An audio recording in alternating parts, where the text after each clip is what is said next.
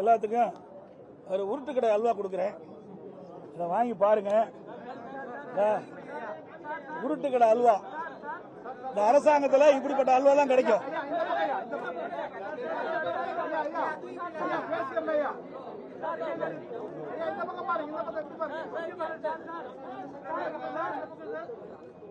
இந்த தீபாவளி வருதுல்ல, இந்த தீபாவளி வருகின்ற பொழுது 2021ஆம் ஆண்டு இன்றைய முதலமைச்சர் எதிர்க்கட்சி தலைவராக இருக்கின்ற பொழுது திமுக தலைவர் அவர் சுமார் 525 அறிவிப்புகள் வெளியிட்டார். அப்படி அறிவிப்பு வெளியிட்ட பிறகு சுமார் 10% அறிவிப்புகள் நிறைவேற்றவில்லை. எல்லாத்துக்கும் அல்வா கொடுத்துட்டாரு. இப்ப இந்த உருட்டுக்கடை அல்வா நீங்க பிரிச்சு படிச்சு பாருங்க, எப்படி டேஸ்டா இருக்குதா எப்படி பார்த்து சொல்லுங்க.